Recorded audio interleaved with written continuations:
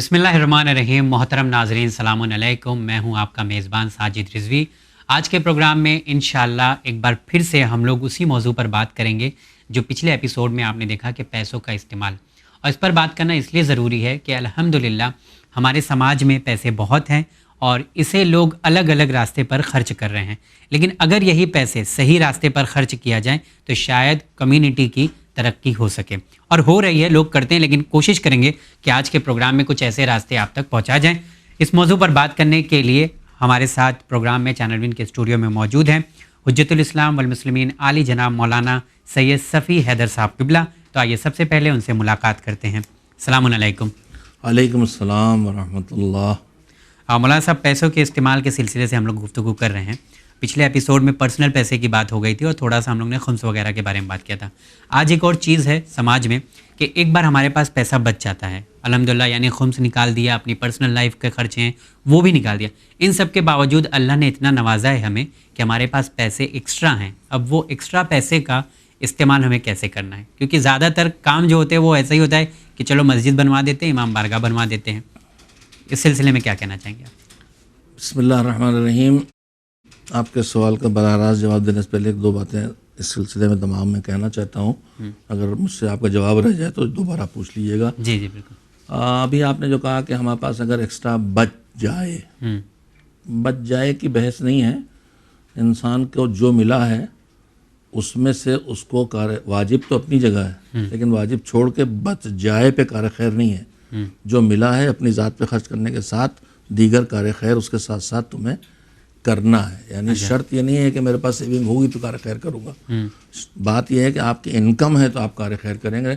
100 रुपये कमाते हैं तो उसमें भी कार्य खैर है, और करोड़ कमाते हैं तो भी है। बचाने का ज़्यादा पैसे की शर्त नहीं है, ज़्यादा कम की बात ही नहीं है, हर इंसान को करना है। चलिए ये वाज़ेह कर दिया। और उसमें हत्ता के जो फ़कीर है यानी खुद उसकी ज़िंदगी भी अपनी पूरी खर्चा नहीं चल रहा, उसके लिए भी मुस्तहब है मसलन फ़ितरा निकाले।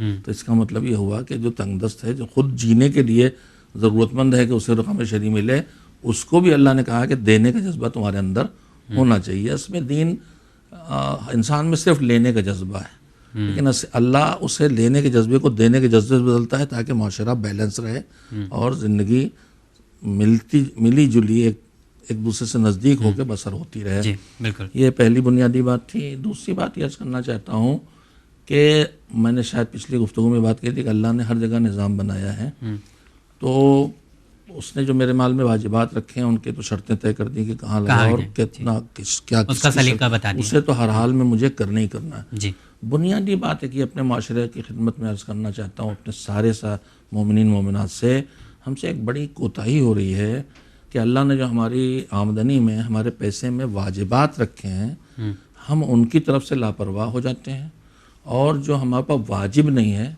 चाहे वो मुस्तहब हो जैसे बकरीद की कुर्बानी या मसलन मुंडन का वलीमा, और चाहे वो रस्म और रवाज हो जैसे फातिहे के बड़े बड़े खाने और जैसे शादियों की बेहिसाब फजूल खर्चियाँ और फजूल खर्च, ये सब हम जो करते हैं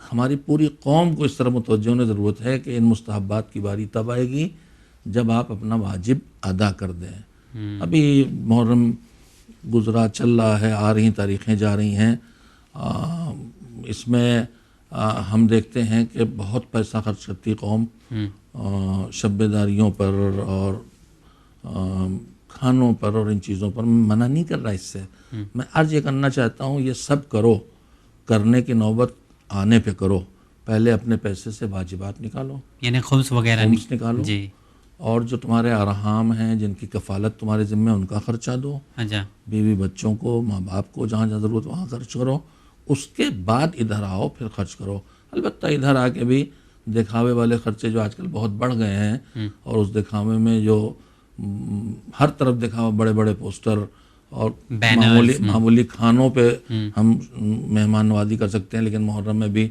मजालिस में भी ऐसे खाने जैसे दावत हो रही हो, और फिर मसलन भाई हम अपने इलाके में शब्बेदारी कर रहे हैं, हमारे इलाके में अंजुमन है, उनको बुलाएं करें। अब वो एक फैशन चल गया है, वहाँ से फलां वहाँ से फलां, मुल्क वाला, और वो भी करोड़ों लाखों एक ऊपर खर्चा हो रहा, खाली नाम कमाने की बातें, फ़लाँ नवा खान इतने खर्चे। अब मेयार ये बन गया है कि किस ख़तीब के, किस जाकिर के, किस नवा खान बुलाने पर ख़र्चा कितना हुआ, वही मेयार बन गया कामयाबी का। असली बात ये नहीं है अल्लाह की बारगाह में कबूल हुआ कि नहीं। जी मौलाना साहब, और क्या तरीका बताया गया जहाँ पे पैसों का इस्तेमाल कर सकते हैं? मेरे ख़्याल में बुनियादी क़वानीन में जो चीज़ें अल्लाह ने हमें सलीक़े, हर काम का सलीक़ा दिया, इसका भी सलीक़ा दिया। तो एक सलीक़ा ये भी है कि जब हमें तौफ़ीक़ हुई है कि हम कुछ कार खैर करें, तो सबसे पहले अब हमें देखना होगा कि इस वक्त हमारे माशरे की ज़रूरतें क्या हैं और उनमें से कौन सी इमरजेंसी ज़रूरत है, उस पर तवज्जो दी जाना चाहिए। हमारे माशरे की ज़रूरतें इस वक्त सारी हैं। हमारे माशरे की ज़रूरतों में गुर्बत दूर होना है एक मसला, एक मसला हमारे बीमारियां हैं, तालीम है, ये 3 बड़े बुनियादी मसले हैं जी। और उसके बाद फिर हमारे मज़हब से जुड़ी चीज़ें हैं, हमारी ज़रूरतों, मस्जिद है, इमाम बाड़ा है, इस तरह की चीज़ें हैं। तो जब मैं निकलूँ कि मुझे कुछ कार खैर करना है, तो कार खैर का एक सलीक़ा ये भी है कि आदमी वो ढूंढे जो हर समझदार दुनिया में भी करता है कि इन्वेस्ट वहाँ करता है जहाँ ज़्यादा से ज़्यादा उसे जवाब मिले, फ़ायदा हो। हाँ, आखिरत के मामलात में भी कम से कम एफर्ट में ज़्यादा से ज़्यादा नतीजा किस चीज़ से निकल रहा है और इस वक्त हमारी ज़रूरत क्या है। कुछ चीज़ें हैं जो मेरा शौक़ है, जैसे आज़ादारी है जी। तो आज़ादारी तो मेरे अंदर की फितरत है। हाँ।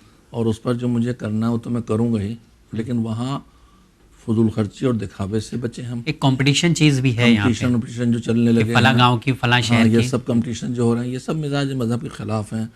न कौन आगे रहा, कौन पीछे गया, और इस पे बहुत पैसा हम अपने ज़ाती कमज़ोरियों की बुनियाद पे खर्च करते हैं, नाम के चक्कर में, मुकाबले के चक्कर में, जो सब गलत है। और पैसा वो खर्च होता है जो निकला है दीन के नाम पे। दीन के नाम पे निकलने वाला पैसा हम अपने ज़ाती जज्बात की तस्कीन पे खर्च करते हैं, समझते हैं दीन का काम किया, वो दीन का काम नहीं होता। दीन का काम नहीं। आप अपने जज्बात को तस्कीन दे रहे हैं जो खर्च कर रहे हैं। वाह वाह कमाने के लिए पैसा खर्च करना भी ना समझी है, बदनसीबी है कि आदमी पैसा भी खर्च करे। ये कैसे कि अंजुमन के नाम पे भी पैसे कलेक्ट हो जाते हैं। फॉर एग्जांपल किसी शहर में, किसी गांव में, तो अभी अंजुमन ने किसी ने कलेक्ट कर लिया, तो अब अंजुमन अगर खर्चा करिए तो ये होता है कि पूरे गांव का नाम हो रहा है, पूरे शहर का नाम हो रहा है।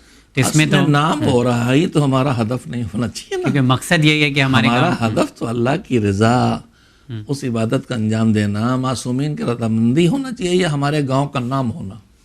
गांव या शहर या अंजुमन, कोई भी गांव का नाम, अंजुमन का नाम, मेरा नाम, मेरे ख़ानदान का नाम, मैं इन नामों के लिए काम कर रहा हूँ तो वो मज़हब नहीं है, उस पर कुछ मुझे मिलना भी नहीं है। नाम ही मिलना है अगर मिल जाए। परवरदिगार आलम तो ये निज़ाम तो ये है कि कोई आदमी नेकी करता है, कम से कम 10 गुना देता है उसे। फिर वो कहीं जाकर बयान करता है मैंने ये किया, तो मालिक कहता है इसे घटाओ, अजर कम करो, 3 गुना कर दो। फिर कहीं जाके बताता मैंने आज ये इतना चंदा दिया, कहा और घटाओ, 1 कर दो। फिर जगह कहता कि आज मैंने इतने पैसे लगाए, आज ये किया, आज वो किया, तो अल्लाह कहता है इसके नाम अमल से जज़ा हटा दो, ये मुझसे कुछ नहीं चाहता, ये तो अपना नाम चाहता है, लोगों से वो इसे मिल रहा है, जो इससे चाहिए वो इसे मिल रहा है, मुझसे इससे कुछ लेना देना। तो नाम वाम के लिए जो कुछ हो रहा है तो मज़हब नहीं है, मैं उस पर क्या तबसरे करूँ। आजकल करोड़ों रुपए साल में हमारे नामों पे लग रहे हैं। नाम हो जाए कि रोज़ा बनाया, कई करोड़ का रोज़ा बना देते, रोज़ा नहीं है वो रोज़े की शबी है। हम देखें कार खैर बहुत है, मैं वही अर्ज करना चाहता था, कार खैर के दरवाजे खुले हैं, कार खैर की किस्में बहुत हैं, लेकिन हमें ये देखना चाहिए कि इनमें ज़रूरत पहली कौन सी है।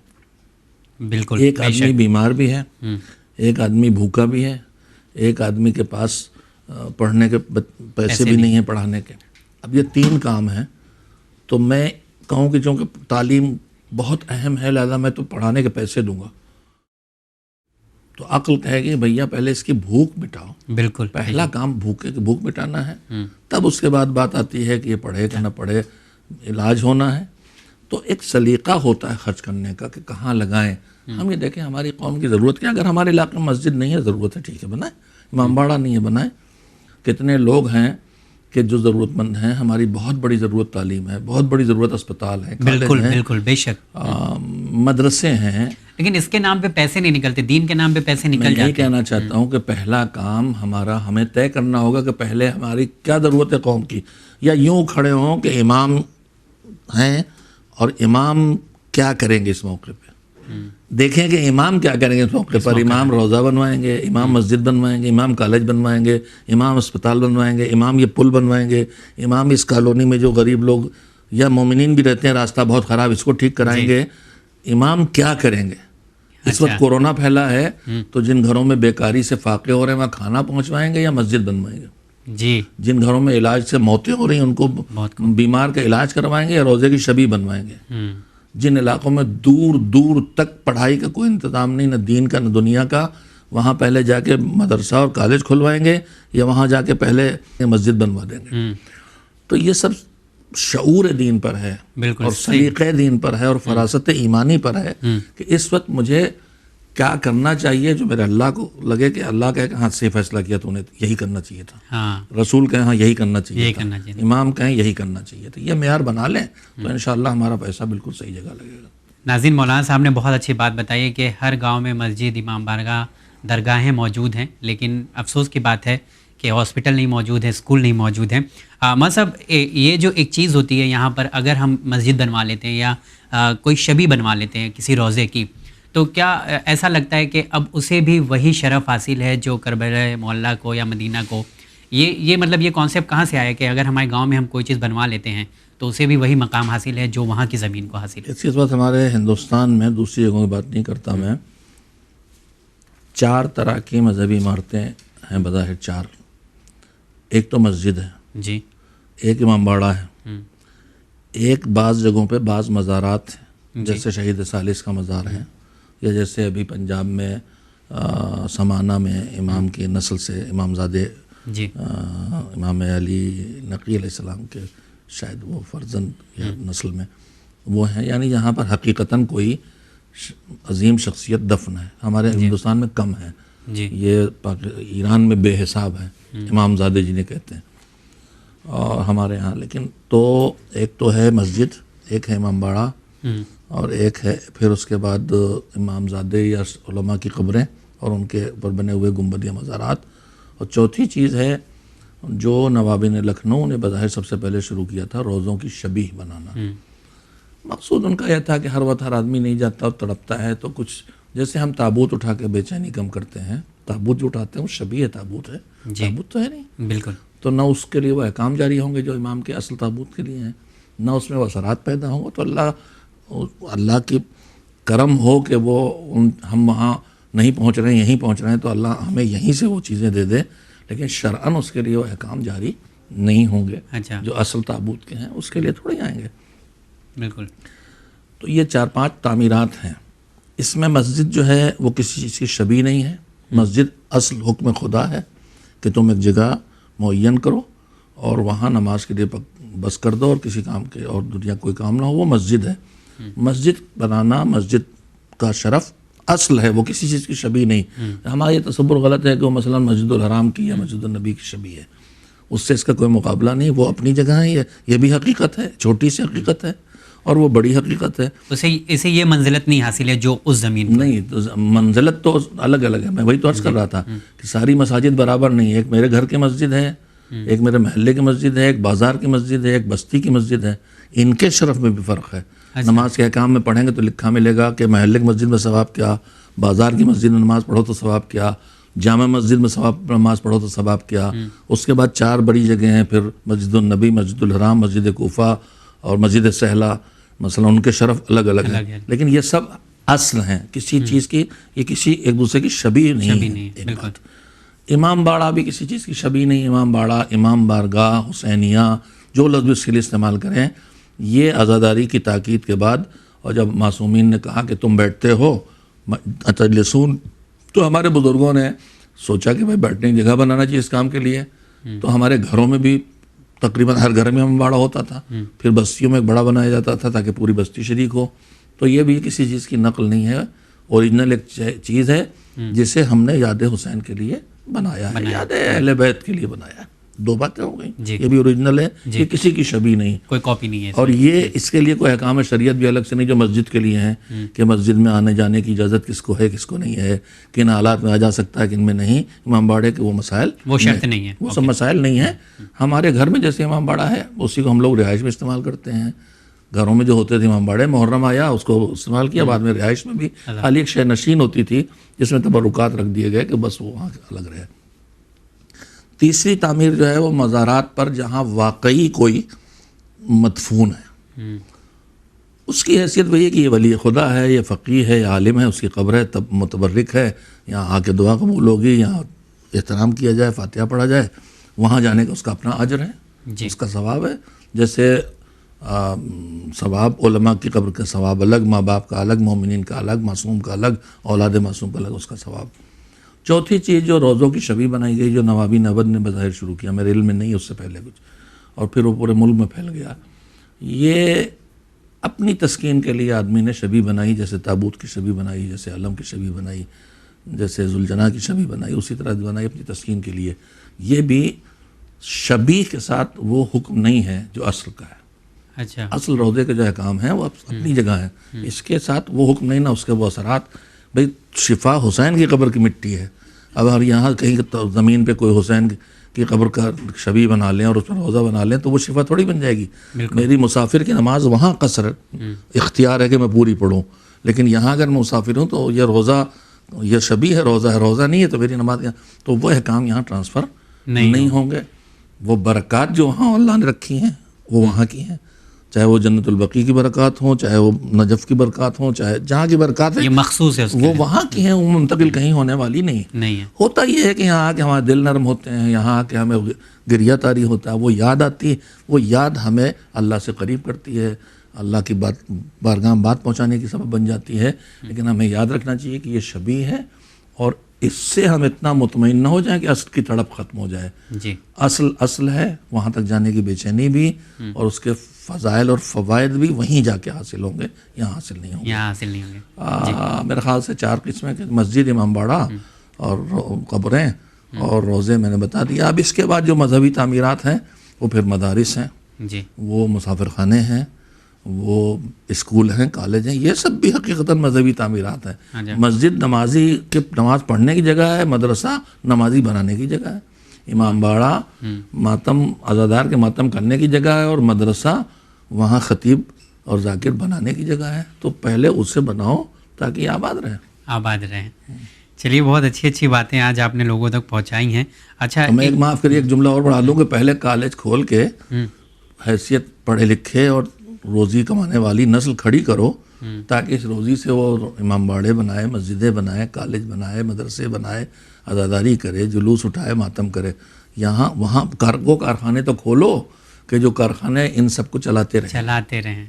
चलिए, अच्छा, एक चीज़ और है, ये दरगाहों पे हम लोग देखते हैं और यहाँ पे जो रोज़े होते हैं, यहाँ पर पैसे तो खर्च होते हैं, साथ ही साथ मन्नत जो मुराद होती है उस सिलसिले में आप क्या कहना चाहेंगे? देखिए, मन्नत एक बहुत ही जिसकी तरफ मुतवज्जे नहीं होते हैं, हम एक तरह की खुदगर्जी का शिकार हैं जी। मासूमीन के असल रोज़ों से लेके और इन दरगाहों और शबीहों तक हम कुछ लेने जाते हैं हमेशा उनसे। इमाम की बारगाह में भी जाते हैं, सैयद व शुहदा की बारगाह में, तो दुआएं मांगते हैं, ये चाहिए, वो चाहिए। किसी आलिम ने कहा था, मेरे दिल को लगी कि कभी ये भी सोचा कि ज़िंदगी, उसने लिखी तहरीर कि मौला मैं आपसे बहुत शर्मिंदा हूँ, कब आया तो ये मांगने आया, या ये मांगने आया, आज तक आपसे हमेशा कुछ मांगने आया, आपसे मिलने नहीं आया। मुझे कभी आपके पास आपसे सिर्फ मिलने भी आना चाहिए। ये तो बड़ी खुदगर्जी वाली दोस्ती है। तो हमारा ताल्लुक़ उनसे सिर्फ अपनी गरज पूरी करने का है, जबकि मोहब्बत को बेलौस होना चाहिए था, खुद गरज मोहब्बत नहीं होना चाहिए। अल्लाह करे कि मेरी बात पहुँच सके कि खाली इसलिए कि हमारी ज़रूरतें उनसे पूरी होती हैं हम उनको चाहें, नहीं, वो चाहने के लायक हैं इसलिए चाहे हमें ज़रूरत उनसे पूरी हम करवा पाएँ और चाहे ज़रूरत पूरी न करवा पाएँ। बिल्कुल। अब उसके बाद मन्नत जो आपने लफ्ज़ बोले हैं, मन्नत मुराद शरीयत की निगाह में इसका एक कानूनी उसूल है, इसी को शरीयत में नज़र कहते हैं। नज़र का मतलब होता है कि आदमी अपने ऊपर वाजिब करे कि अल्लाह जो मुझसे कह रहा है, जो मेरा काम है मालिक हो जाएगा, तो मैं अपने ऊपर ये वाजिब करता हूँ, ये अच्छा काम करूँगा। अब उस अच्छे काम में या वो शरई होना चाहिए या अकली लिहाज से अच्छा होना चाहिए। अगर मैं नियत करूं कि मैं मसलन मेरा काम हो जाएगा, तो मिसाल के तौर पर मैं यहाँ ताला डालूंगा ज़री में, तो ये नहीं, या मैं ताला डाल के जा रहा हूँ, जब पूरा हो जाएगा तो खोल ले जाऊँगा, तागा बांध रहा हूँ खोल ले जाऊँगा, ये सब शरीयत से इसका कोई मतलब नहीं। मन्नत का मतलब ये है कि हम इमाम की बारगाह में खड़े हो गए, नज़र करें कि परवरदिगार अगर मेरा ये काम हो गया तो मैं मसलन एक मजलिस करूँगा, मसलन मैं तबरुक बांटूँगा, मसलन मैं एक नोहा पढ़ूँगा, मसलन मैं गरीब की मदद करूँगा, एक सलवात पढ़ूँगा। ये है मन्नत और नज़र। मौलाना साहब, एक और सवाल हमारे जहन में उठ रहा है कि जैसा आपने कहा कि जो वाजिबात है पहले उसे अदा करो, उसके बाद खर्च करो, लेकिन सवाल ये होता है कि अल्लाह की राह में हम जितना खर्च करेंगे वो देने वाला है, और ये मौला अता करते हैं, हर एक को तौफीक नहीं होती है। हत्ता कि ये भी देखा गया है कि उधार लेकर लोग खर्च कर रहे हैं राह में अल्लाह की। तो ये बैलेंस लाइफ हम लोग जी रहे हैं एक। देखिए, जहाँ तक है कि अल्लाह की राह में खर्च करो देगा, इसमें कोई शुबह ही नहीं है। और मौला के दरवाजे से जो मांगो वो मिलता है, बाबुल मुराद हैं, वो सब के सब हैं, वो अपनी जगह सच्चाइयाँ हैं, लेकिन हर काम का एक निज़ाम इस्लाम ने, दीन ने बनाया है जी। तो मैं खर्च करने चलूँ तो मैं पहले जाके मुस्तहब्बात पे चला जाऊँ और वाजिबात छोड़ दूँ तो मौला कबूल करेंगे तो अता करेंगे, अल्लाह कबूल करेगा तो अता करेगा। जिस माल में मेरे खुम्स वाजिब है उस माल से मैं ख़रीद के जानमाज़ें बाँटूँ, सजगाहें बाँटूँ, तो उस पर नमाज पढ़वाऊँ लोगों को, तो ये क्या कबूल होगा? पहले इसके अच्छा, मैं खुम्स की मिसाल भी नहीं देता। मेरे बाप ने जायदाद छोड़ी थी, मैंने अकेले कब्जा कर लिया, भाई बहनों को अलग कर दिया, और उसकी कमाई से मैं तबर्रुक बाँट रहा हूँ, उनका हक ना दे के मैं उनकी कमाई से जानमाज़ें बाँट रहा हूँ, इफ्तारियाँ करा रहा हूँ, तो ना अल्लाह कबूल करेगा ना मौला कबूल करेंगे। आप करते रहिए और ना अता करेंगे फिर ऐसे लोगों को, जब कबूल ही नहीं तो अता कहाँ से करेंगे। अच्छा, ये एक सवाल जो है ये थोड़ा सा ये प्रोग्राम से हट के है, लेकिन है समाज में कि एक कॉन्सेप्ट है कि उधार लेकर ज़ियारत पे जाना। हमारे खुद के कर्ज़े बाकी हैं और हम नहीं ले रहे हैं, हमारा ये कॉन्सेप्ट हमारे दिमाग में बताया गया हम लोगों को कि आप ज़ियारत पे जाना है, आप उधार लेके जाएं, इंशाल्लाह वो कर्ज़ा अदा करेगा। तो ये कॉन्सेप्ट सही है? दूसरों के हुकूक अपने ज़िम्मे लेके अल्लाह की बारगाह में इबादत के लिए जाने की को पसंदीदा तो नहीं करार दिया मासूमीन ने। मैं एक नमूना सुनाए देता हूँ। बरजस्ता सवाल आपने किया है कि जब तक मेरे ज़िम्मे दूसरों के हुकूक में उनको तरजीह है, पहले उनको अदा करूँ। यहाँ तक के फ़िक़ही मसला है कि नमाज में पढ़ रहा हूँ जी, और कोई कर्ज़दार आ गया और कहता मेरा कर्ज़ा चुकाओ, और वो बहुत परेशान है, मसला वो तंग है, कुछ मिनट रह गए हैं उसका पैसा मिले, वो मसलन कहीं ट्रांसफ़र करे, उसकी ज़िंदगी बचे, तो क्या करूँ? मैं नमाज ख़त्म करके कर्ज़ा चुकाऊँ? तो हुक्म है कि नहीं, अगर वो तंग परेशान है और फ़ौरन चाहिए तो तुम उसका कर्ज़ा चुकाने के लिए नमाज तोड़ दो। अच्छा, अब इससे ज़्यादा कुछ चाहिए समझने के लिए? उसके बाद फिर भी मैं अर्ज़ करता हूँ, रिवायत है कि छठे इमाम के साथ एक शख्स तवाफ़ कर रहा था खाने काबा का, और इमाम उसके कंधे पे हाथ रखे थे। अब ये तो ख़ुद मोमिन के लिए बहुत बड़ा शरफ़ है, 7 तवाफ़ इमाम कंधे पे हाथ रखे हों। एक बार उस इमाम ने देखा कि कोई शख्स बाहर खड़ा है तवाफ़ के दायरे से, उसने कुछ इशारा किया, इसने कुछ इशारे में जवाब दिया। इमाम ने पूछा क्या बात हुई? उसने कहा कि कुछ मुझसे काम था तो आया है, याद दिला रहा। तो मैंने कहा क्या? तो उसने कहा कि मुझे इसको ज़रूरत है कर्ज़ की, मेरे पास पैसे नहीं मैं कर्ज़ दूँ। मैंने इससे कहा तुम वहाँ आ जाना मेरे पास, हम तुमको फ़लाँ से चल के कर्ज़ दिला देंगे। तो वो आया कि चलो कर्ज़ दिला दो। तो इमाम ने कहा फिर तुमने क्या जवाब दिया? तो उन्होंने कहा कि मौला, मैंने कहा इशारा किया कि तवाफ़ ख़त्म कर लेते चलते हैं, कोई इमरजेंसी भी नहीं। इमाम ने कहा ना, तवाफ़ छोड़ो, जाओ उसका काम करो पहले। जब वो करके आया जी, वापस इमाम के पास हाजिर हुआ खैमे में, तो इमाम ने देखते ही उससे कहा कि ये जो तुम तवाफ़ छोड़ दो उसका काम करने गए थे, ये जो तुमने उसकी मदद की है उसका अज्र ऐसे 70,000 तवाफ़ के बराबर है। वाह। तो मेरे अजीज़ों, फिर अब हम सोचें कि हमको कहाँ से पहल करना चाहिए। कर्ज़ा ले लेके हज उम्रे करते रहें और हमारे ऊपर दूसरों का कर्ज़ा बाकी हो और वो मांग रहे हैं और हम न दें, तो मेरे ख़्याल में तो ये किसी सूरत मिजाज शरीयत से मेल खाता हुआ नज़रिया नहीं है। मौलाना साहब, बहुत शुक्रिया आपका, तहे दिल से शुक्रिया अदा करता हूँ, क्योंकि ऐसे मौजू पर बात करना बहुत ज़रूरी होता है, क्योंकि दीन ऐसी चीज़ है, जिस तरह से आपने बताया बहुत खूबसूरत है। यकीनन मैं ये चाहूँगा कि आप जैसे जवान मुसलसल सोसाइटी से बोला कि हमारे सामने रखें जिस तक हम सीधे नहीं पहुँच पाते, और बिल्कुल झिझक ना हो। देखिए, सवाल करना तौहीन नहीं है जी, सलीके से बात न करना वो गलत बात है बस। और मैं यही चाहूँगा इन चैनल के तवज्जुह से कि सुनने वाले आप किसी एपिसोड पर या किस पर भी जितने उनके जहन में कोई भी किसी मौजूद से मुताल्लिक उलझन और बेचैनी है वो आपके तवस्सुत हमको भेजें, हम इंशाअल्लाह हाजिर हैं। और हमने खुद इसी गरज से तंजीमुल कातिब में अपने अफादिल का एक ग्रुप बना रखा है रिसर्च करने के लिए। कोई भी मौजूद दीन का आएगा हम रिसर्च करके देंगे, हम न कर पाएंगे तो हमसे जो बहुत बड़े और बहुत अजीम हैं उलमा कौम और नजफ़ के, उनसे हम हक़ाइक़ हासिल करके आप तक पहुँचाएंगे, हमारा वादा है। चलिए, ये तो बहुत अच्छी बात है कि इस तरह के लोग हमारे दरमियान मौजूद हैं जो हमारी परेशानियों को दूर करेंगे। नाज़रीन, यहाँ पे आप तमाम को अलविदा कहना चाहूँगा। मौलाना साहब बहुत शुक्रिया, इंशाल्लाह अगले एपिसोड में फिर मुलाकात होगी। नाज़रीन, पैसों के इस्तेमाल के सिलसिले से हम लोगों ने बात किया। आज जाकर समझ में आया कि दीन कितना खूबसूरत है, क्या क्या तरीक़े दीन बता रहा है, कहाँ पर आप किस तरह से अपने पैसों का इस्तेमाल कर सकते हैं। जज्बात में आकर बह जाने का नाम नहीं है दीन, बल्कि सोच समझ कर फैसला लेने का नाम ही दीन है। इंशाल्लाह अगले एपिसोड में फिर आप तमाम नाज़रीन से मुलाकात करेंगे। देखते रहिए चैनल विन। बहुत शुक्रिया।